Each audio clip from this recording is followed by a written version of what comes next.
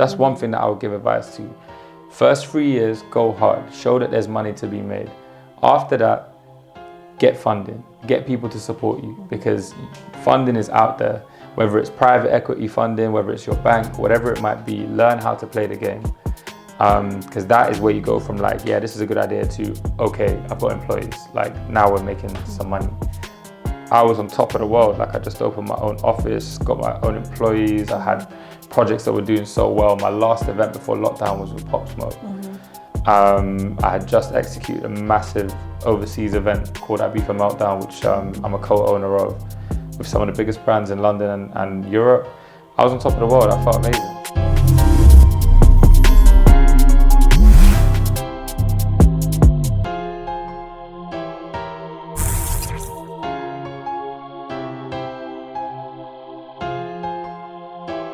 Welcome back to the channel, guys. Today it is my absolute pleasure to have DJ Simo on the channel. Thank you so much for coming down. How are you? I'm great. I'm a bit tired because just got back from Fresh Island Festival, but I'm good. DJ lifestyle, yeah? Yeah, literally. Yeah. I landed on the tarmac, went straight to a set in Soho. Wow. So tired, but yeah, we're good. Still loving life?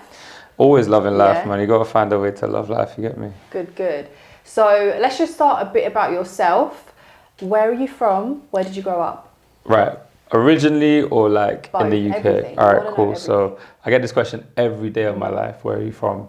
I'm Sudanese. Okay, cool. And I'm Sudanese Egyptian. So I come from a very mixed background family. I'm kind of like the egg of my family. I come out hella light skin, born blonde hair, everything. My older brother's got 3B hair and he's like a browning basically. So it's quite a confusing family tree. But we're basically African and Arabian, and it's a mix of the two. Nice. So I can kind of relate to that because I'm Pakistani and Jamaican, so it's like a, I get that kind of conflicting culture growing up and stuff like that. Yeah. So Sudanese people, we're quite accepting of the mix. Like, there is quite a lot of people that do come out lighter, there are people that come out darker. But yeah, in the UK, I came here when I was 4. Okay. And I've lived everywhere. Like, my parents basically came here for education and to like upskill and start their careers. So went to university and then did placements. They work in the medical field, so they ended up doing placements around the country. So I've lived in Blackpool, Kirkham, Bristol, Cardiff, Southampton, went to college in Winchester now, and I lived in West London for 8 years, and now I live in East. So do you think that's kind of like contributed to the fact that you're a DJ in terms of like, you like traveling around? Like, do you think that instability growing up of moving around a lot has kind of like shaped who you are? 100%, but in positive and negative ways. There's a lot that I had to fight in terms of like the negative side, because I didn't have an identity for a long time. I really struggled with like figuring out who I was because I didn't know where I was from. You get that question every day when you come in, like, what ends are you from? Like, you know what I'm saying? Like, where'd you grow up or whatever. So I struggled with that question because I couldn't really explain it in one sentence. It was always like, oh, well, I came here when I was 4 and I didn't. It was just like exhausting. I didn't really have a tribe, like, get me, like, people to hold me down. Like, I was always having to make new friends and figure out, who had my best interests at heart or whatever. So that affected my career in the sense that I had to really navigate things by myself for a long time. But in a positive way, it made me one of the most sociable people. Like, I'm a social butterfly. I can make friends. Like, I feel like you can adapt to different people quite easily. Everywhere, literally. Like, some of the cities that I lived in were like very commercial. Let's say, like, super like typical English like town. Some were friendly, some were like racist as hell. And then some towns were more mixed, some towns were more Asian, some towns were more black. And it was just nice to be immersed in different cultures everywhere that I went, but also carrying my culture and where I'm from, because that's the only thing that I always could like bring with me. It's like, yo, I'm Sudanese, this is what we do, this is like what we eat, whatever. Do you get it? So where have you felt most at home? Bristol made me. I say this all the time. Like, Bristol made me. Like, when I was in Bristol at the age of about, I think I was 13, 14, that's when I really started to develop my own character and decide on the sports that I like. Like I have always actively rebelled against football, which is why I switched Twitter off on the weekend, man. He's gonna drive me mad. Which I can't hack it, but I'm a basketball player. Okay.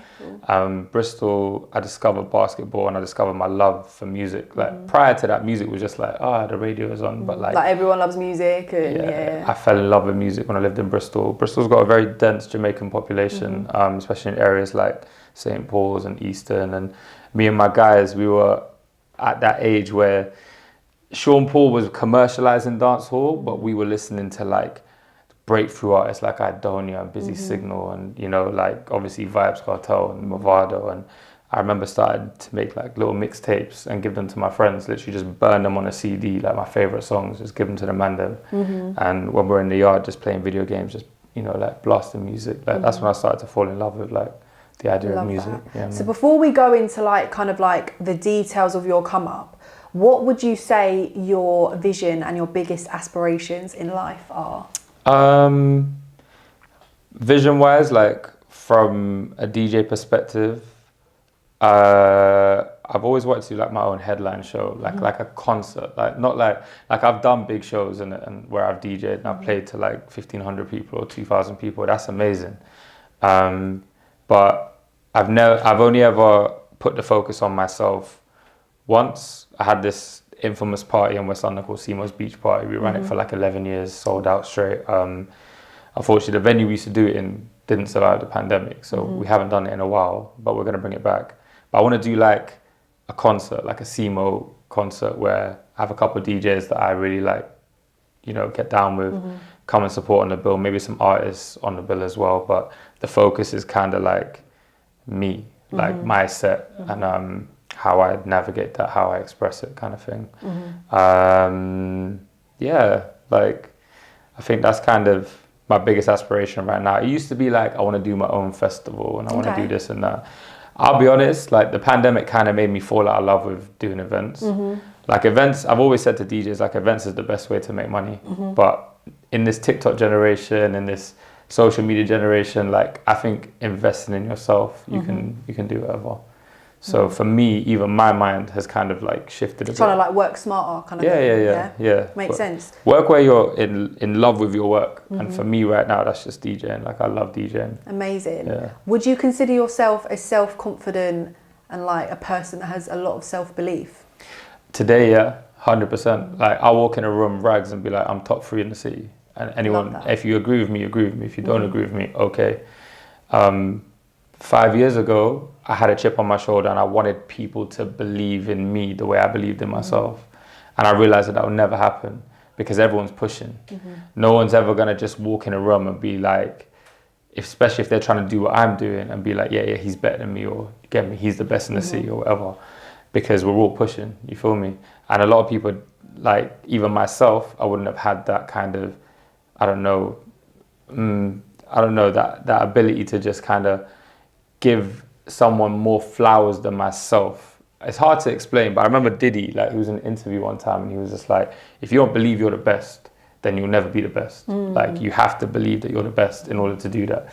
And it's like shy, humble, do you get it? That guy there, a lot of people were like, can I swear on this? Yeah, of course you can. Yeah, because I swear a lot, I'm not gonna lie. A lot of people, be yourself, that's what I want. A lot of people were fucking with me because I was the humble guy and like, do you know what I'm saying? And I love that, like I respect that, and that's how I want to stay. But being humble don't get you very far in this game, not in the music industry, no way. Like you need to believe in your shit, like your source has to be the main thing that you ooze with everywhere you go. Because then it'll just be contagious and then people will see the vision and exactly, stuff. Yeah. Like, you know what I'm saying? Like Drake don't step on the stage like, oh thanks guys, you know, I'm trying. Not sure if that was good. Like, you know what I'm saying? Like he's on the stage like, yo, like I'm here to like turn this place upside down. And it's inspiring to other people as well, do you know what I mean? Like I think everyone wants to be like the best version of themselves and feel confident, so you know what I mean? For me, like post-pandemic, like no one can chat to me. Like that's how I feel right now. Pre-pandemic, I had my own battles where I was just trying to earn respect from people that I don't think ever really will give you that kind of respect, you feel me? And I just learned that lesson through the pandemic. But yeah, man, So kind of like in the build-up of yourself, going back to your family, what did they want you to do, or like what are their opinions on DJing and kind of the music world? So yeah, my parents wanted me to go down the academic route. Like I was a smart kid, I was a straight A student. I was obsessed with anything that I found interesting. So like all the subjects I found interesting, I'd ace them. And my parents wanted me to be like an engineer or a doctor or whatever. Like that's, to be fair, that's really typical if you're from an African family. They want you to be like a lawyer, a doctor, or engineer or something like that, dentist or something. And I could have gone down that route. I could have. It was my love of basketball that kind of took me away from studies. I wanted to be a professional basketball player. I took a year out before I went to university. My older brother had bought some decks for like just playing it. He got them as an A-level present. And in that year, while I'm training to be a basketball player, I sat my SATs to try to go States, but couldn't get a sponsor. Because if you go prep college or they have this thing right before like uni, where you could go to a prep college, which will get you ready for university. I couldn't get a sponsor. It cost like 40 bags. So that dream died, and I had to like bear the reality of, okay, I ain't going to America. So I was stuck at home during the summer, got a part-time job. And my older brother, being my older brother, was like, don't touch my decks. Like, he's at uni now, and he's like, don't touch my decks. I'm like, yeah, sure. Like, don't touch your decks, funny guy. So I basically started using his decks like every day. Every day. I used to go down to HMV and buy records, because it used to be record players back then. I sound mad old, yeah. I used to be like literally like vinyls. And I used to go collect songs and just come home and mess around and start mixing. So I ended up at Brunel University in West London because they had the best basketball team at the time.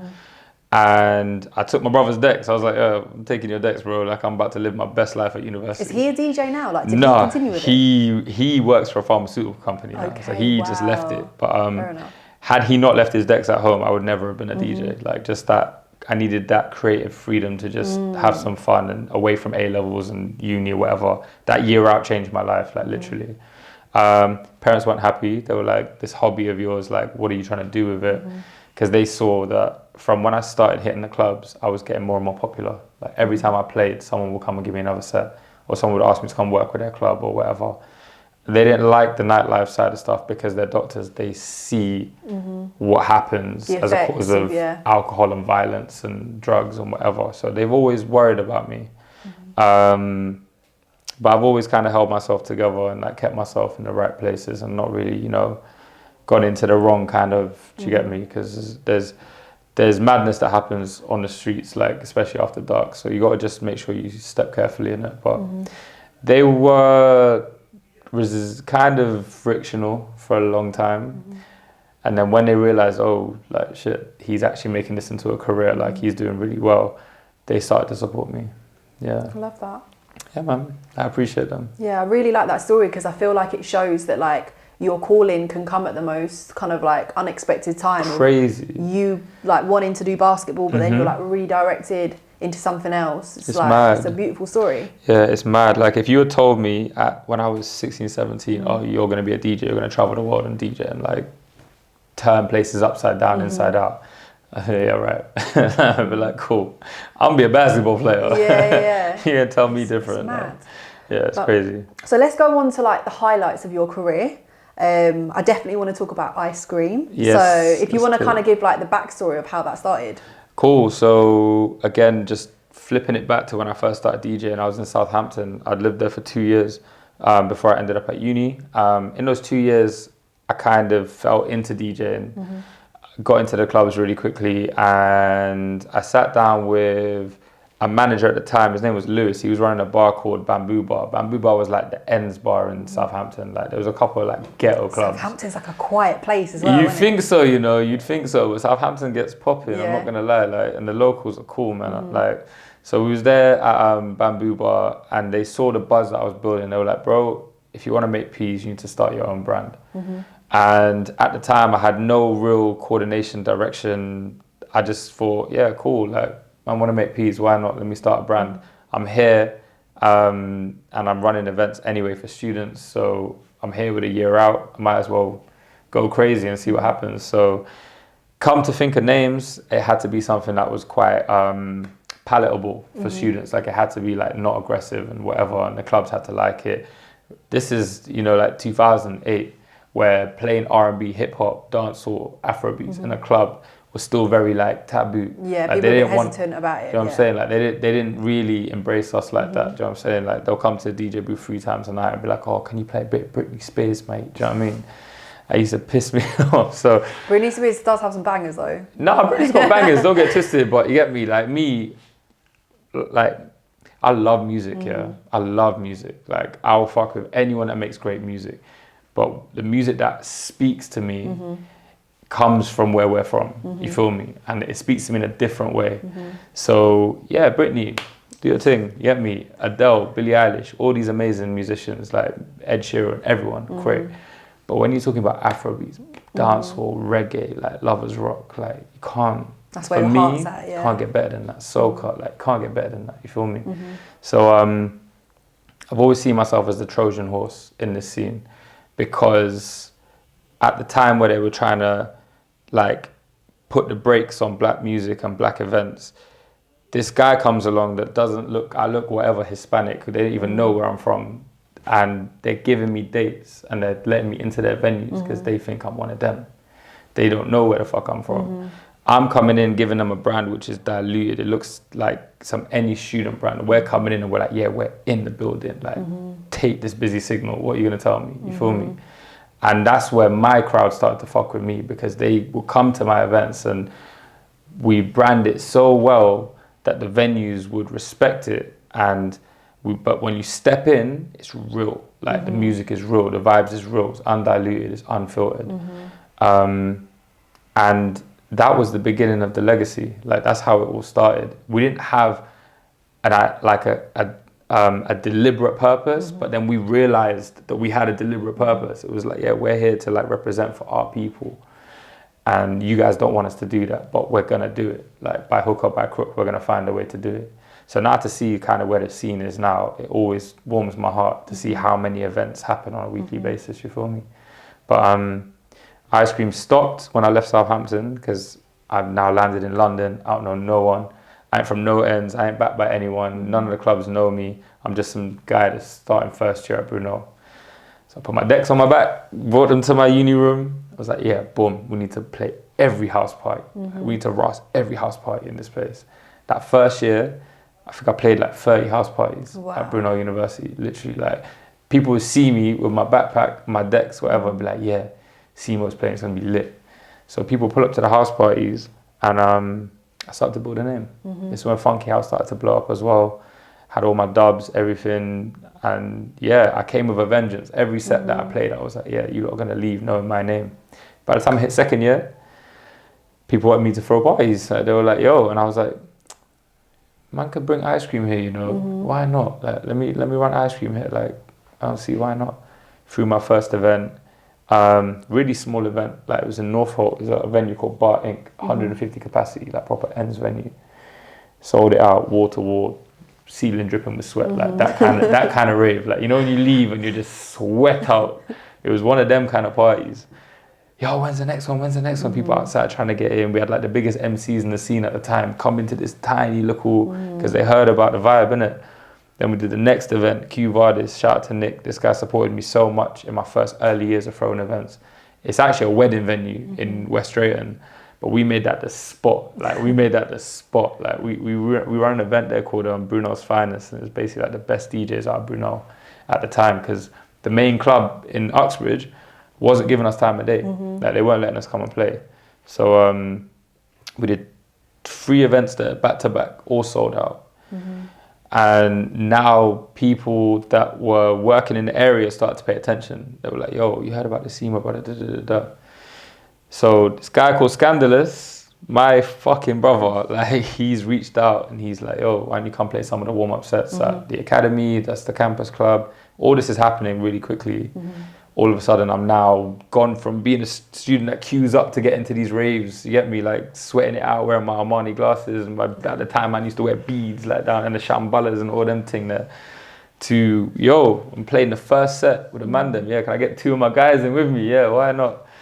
Shelling, like doing what I came to do. By the end of the year, resident promoter at Liquid Uxbridge, used to be called Liquid, it's Attic now. shouted me and said, let's do something together. That's a 1,300 capacity venue. I was like, fuck it, I want to do a beach party. So that's how we came up with Simo's Beach Party. Wow. And yeah, literally 5 weeks of promotion, sold out every single ticket. Every single ticket. Tickets are like being resold for like £40. For me, just Simo, like a couple of my guys on the bill as well, some legends from the ends as well, like Invasion Crew. This is early DJ Nate days as well. We used to get like Mr. Silver down to MC, and it was lit. It was crazy, like proper sick time, proper sick time. So that's how it started. That's how ice cream started, basically. So I feel like retelling that story back, it just seems like your success was so seamless, and like, you know, you're building these events and everything's going just like up and up and up. Yeah. But I do want to get into like, what were the kind of trials and tribulations that you had to go through, especially starting, as you said, an event with no direction, and you didn't have like all that business knowledge of what to do and stuff like that. I was super naive when I came into this game. I just thought like, as long as I got good vibes and I got a good heart, people are going to embrace me. Don't work like that. The world don't work like that. Like I said, I was kind of like the Trojan horse. So when I'm coming in now and I'm representing for our culture, I'm representing for our people. And then when the nights come along and our people turn up and they don't, you know, like 600 people that don't look like me turn up, the attitude changes and the venues start to become funny. And I start to ask the questions like, what's the problem? This is the naivety of me not understanding like the game is racist as fuck. Like there's so many people trying to close doors. Up until literally the pandemic, I still fight in the same fights. Like I see my guys on Snapchat the other day, literally talking about how venues will, you get me, like try to block them or put in additional rules or additional expenses just to make it harder. It's been an ongoing conversation, but yeah, I've had events pulled. I've had some of the most horrific experiences of like artists having to be cancelled because the police have like turned up to a venue and been like, if you open the doors, we're taking you to court, like, and we're shutting this venue forever. Like, there's this cycle of kind of corruption. No, it's not corruption. Corruption is not the right word, but it kind of is though. It's like, is it corruption? It's just prejudice. It's like a complete profiling prejudice that they'll profile an event, figure out a risk value of the event. I'm sure you heard of the 696 risk assessment form that they had to get rid of. They didn't really get rid of it because they just replaced it with an internal risk assessment that venues would have to do. And the be all and end all of it is if the police would turn up and say, yo, this is a high risk event. If you do it, we'll take your license. The pressure that venues would face, they'll end up just telling the promoter you can't do it. If you haven't, and then there's like a snowball effect, right? You have an event that gets cancelled, the next venue you go to, oh, why did it get cancelled? Oh, okay, so reputation just spreads fast. Literally. So yeah, man, like trials and tribulations, like running events is hard. It's a very hard game. Like some of the best guys to ever do it, again, like people that have inspired me on my journey, I'll take it all the way back to like Hot Stepper. I don't know if you remember Hot Stepper, like, man, like Hot Stepper, bro, hardest promoter in the world. Like I've never seen anyone promote harder than Hot Stepper. But yeah, he used to have sick parties and raves everywhere. But at a point, I think he wasn't allowed to do events within the M25 because the police were on, man. So I've had those experiences and it's deflating. Like it just kind of, you know what I'm saying? Like for someone who comes from it from an angle of love, like I don't do this because I need the money. It's not like, I never come into this because I wanted to make money.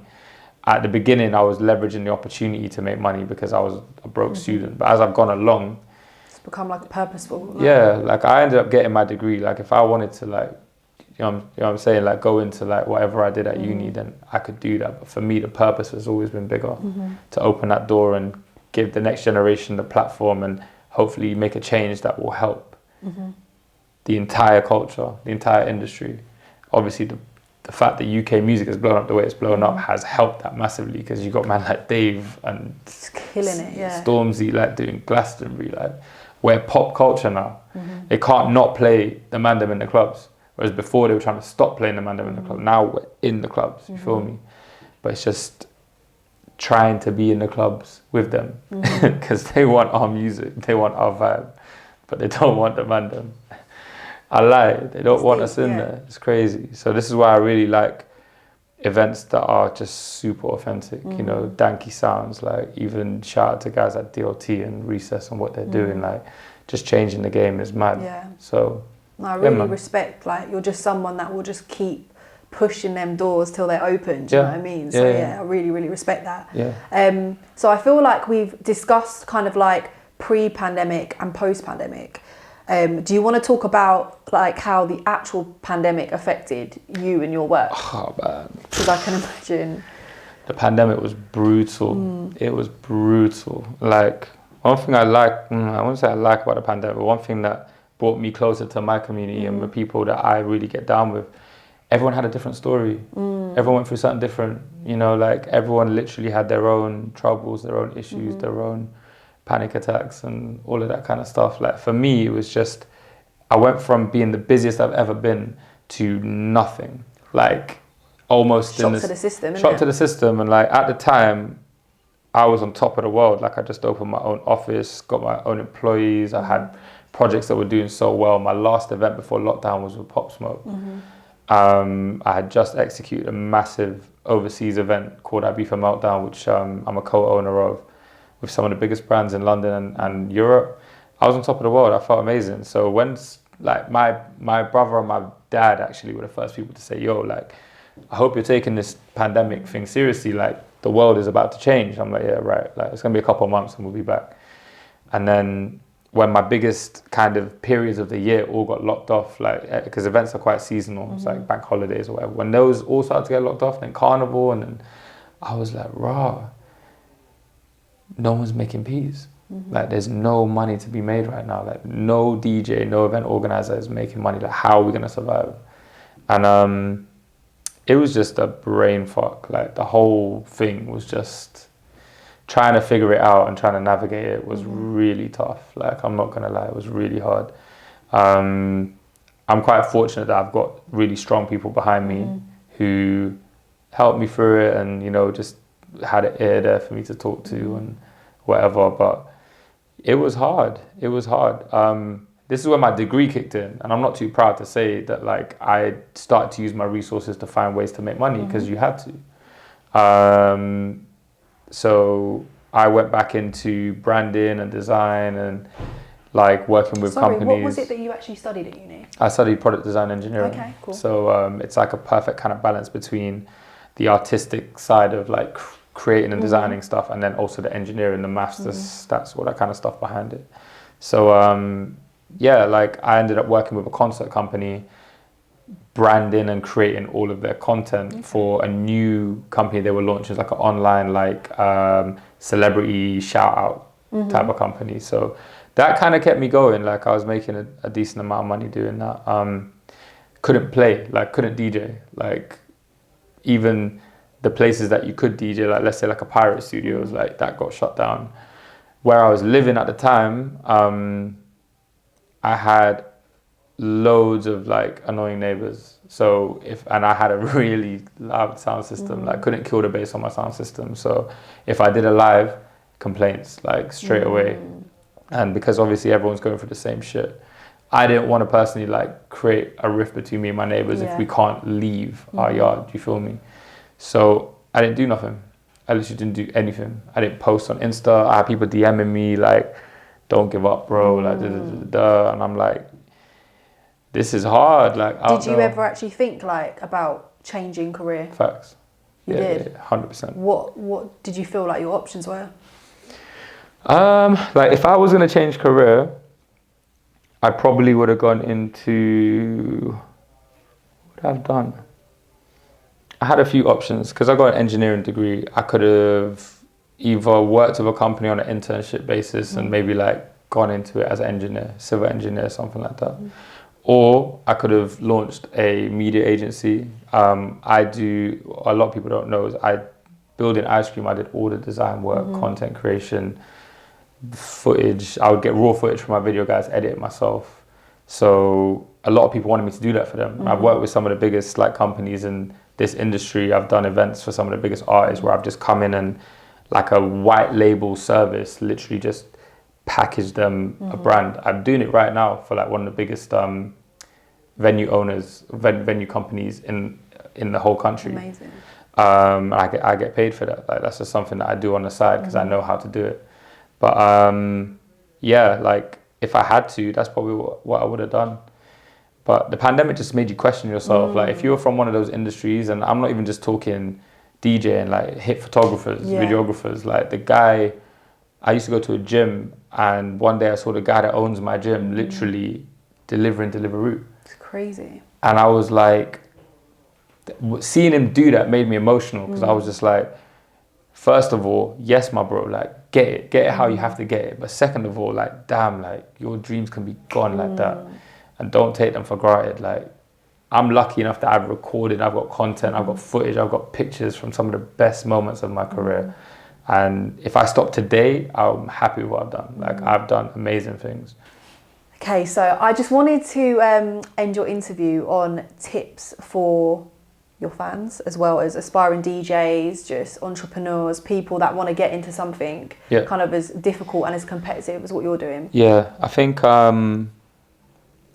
it's gonna sound so cliche, but like follow your dreams, like and I mean that like on the level of, if you love what you do and like every single day you wake up and you feel like I could do this for the rest of my life, yeah, there's gonna be moments where you might doubt yourself, whatever, but if you love that shit, then do it the honor of giving it a good go. Like really, like go for it. And if you go for it and it doesn't work, you can at least feel rested knowing that I tried, I went hard, and it wasn't for me. You feel me?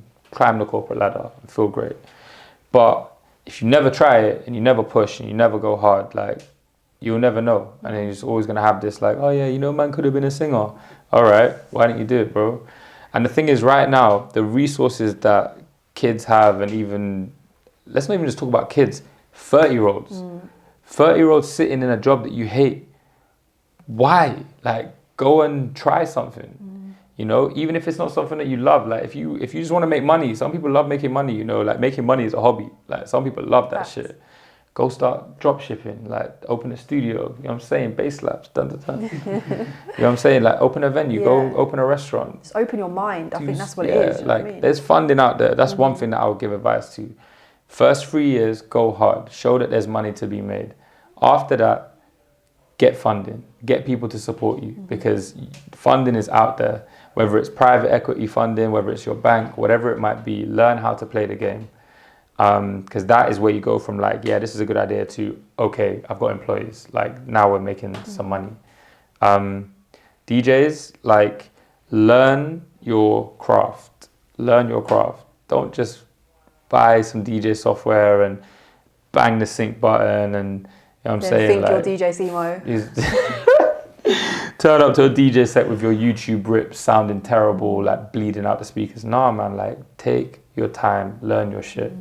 Get a mentor. That's something I didn't do for a long time. And then when I finally done it, I was like, raw, like this is like a cheat code. Get someone that's done it before, that has time for you and like will help you along your journey. Do you want to shout out some of your mentors?